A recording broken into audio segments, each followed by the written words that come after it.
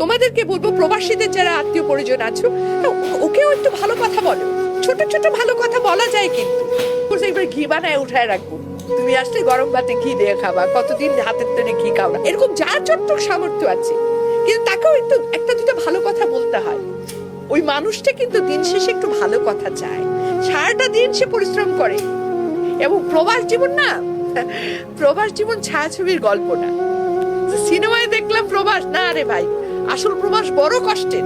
Specially এই আমাদের যে বেলটায় যে গালফ কান্ট্রি গুলো আছে, সৌদি আরব, তারপরে কি বলে কাতার, কুয়েত, এই বাপরে বাপ। আমি কিছুদিন আগে মিশরে গেছিলাম, মানে মনে হয়েছে কি শরীরের আমার কি বলে মগজ গলে গলে পড়ছে, এত গরম। দুবাই, বাপরে বাপ, মানে ওখানে যে কি কষ্ট, এটা না আসলে বাংলাদেশের মানুষকে আমি বুঝাইতে পারবো না, কল্পনা করতে পারবো না, নিজে না গেলে বোঝা যায় না। এখানে যারা কাজ করছে কত কষ্ট করছে, আমি তো তাদেরকে স্যালুট করি যে ওরা ওরা মানুষ না, এবং করে কয় টাকা ওরা নিজের জন্য রাখে, আর কি মানবতার জীবন যাপন করে, খায় কি না, একদম একতলা দুতলা ডরমেটরির মতো থাকা একেবারে। করে কিসের জন্য? একটা প্রবাসী যারা এরকম গালফ কান্ট্রি গুলোতে আছে, তারা যেরকম জীবন যাপন করে, যেটুক খাওয়া দাওয়া করে, যেটুক কষ্টে থাকে, এই কষ্টটা কেন করে?